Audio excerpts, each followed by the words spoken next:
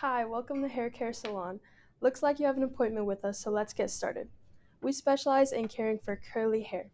65% of the US population and 11% of the world has curly hair. It's important to know how to take care of curly hair so you can feel and look your best. Today we'll talk about how knowing your hair type will help you find the products and materials that are right for you, take you through the steps of how to wash and style, and explain the benefits of taking care of your hair. Have a seat. First, let's talk about curl types. Knowing your curl type and hair porosity can help you find the products that are best for you specifically. Here's a chart to help you figure out your hair type. 1 is straight, 2 is wavy, 3 is curly, and 4 is kinky. For example, Zendaya is a 3A. The Weeknd is a 4A, and I'm about a 2C. It's important to know your curl type so you can find the right products. Hair porosity is also important. According to Allier.com, hair porosity is the cuticle's ability to absorb and maintain moisture.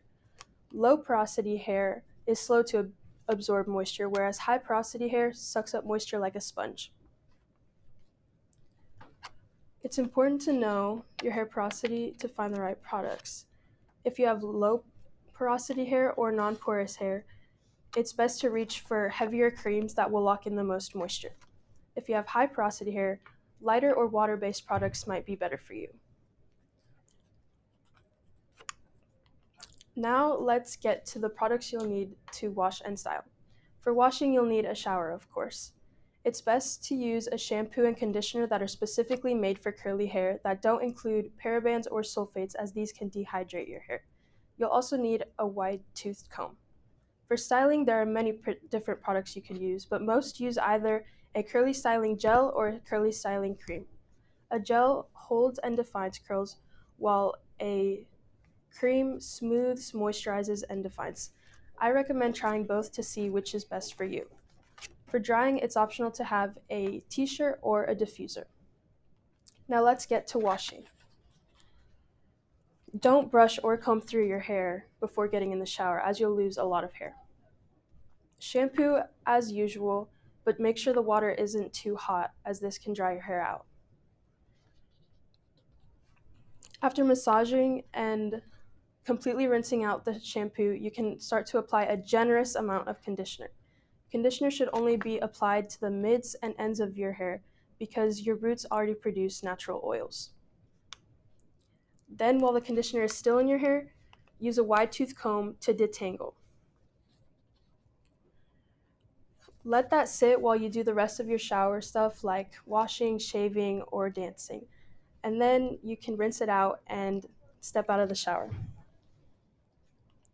Now it's time for styling. Since curly hair can get frizzy the second it starts to dry, make sure your hair is still soaking wet. Grab your curly styling gel or cream and rub it between your palms. Then you'll need to flip your hair over and use your fingers to rake through all of your hair to ensure that the product gets on every strand. Once you feel it's completely covered, you can flip your hair. You can keep your hair flipped and use your hands to scrunch from end to root repeatedly. This helps to your hair absorb the product and define the curl.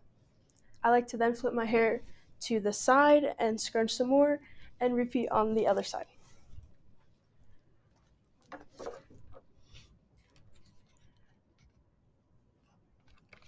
Now, if your hair is completely saturated and still wet, we can move on to drying. Do not use a towel to dry your hair. They increase frizz and can lead to damage and breakage. Instead, you can use a microfiber towel or a cotton t-shirt to scrunch out more of the water.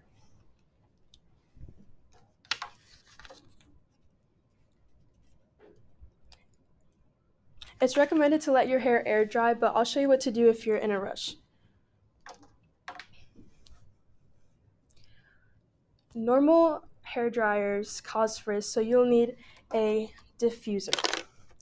According to hairromance.com, you can set the diffuser to high heat but low speed. And you're going to want to let the hair fall into the diffuser and go up like this, but not let it blow around. You can diffuse upside down and to both sides. Then, when your hair is 80% dry, you should stop so you won't get the extra frizz at the end. After your hair is completely dry, it will be a little bit crunchy, so the last step is to use a t-shirt as we did before to break the gel cast that has formed. And you should now have soft, defined curls. Now you might be wondering why it's important to know how to wash and style curly hair. Curly hair isn't like straight hair, as you know. It's the driest, which makes it prone to a lot more breakage, damage, and curl pattern disruption. If you're not sure how to take care of your hair, you might not be doing what's best for it. For example, how frequently you wash your hair. If you wash your hair too frequently, like every day, it could lead to a tight feeling scalp and dry, frizzy curls. It also depletes your hair of the needed natural oils. On the other hand, if you don't wash your hair enough, it can lead to greasy and limp looking curls. Knowing how to take care of your hair also has psychological benefits. According to Grow Knoxville, um, knowing how to take care of your hair can lead to self confidence and let you be healthy and happy with your appearance. It also decreases the chance of premature hair loss and is good for your overall hygiene. Your hair looks great. Before you go, let's touch up on what we went through. We talked about how knowing your hair type can lead to knowing what products are right for you, went through the steps of how to wash and style, and talked about the benefits of taking care of your hair. I hope you learned more about curly hair and the levels you should take to rock your best locks. Thanks for coming into Hair Care Salon. Have a good one.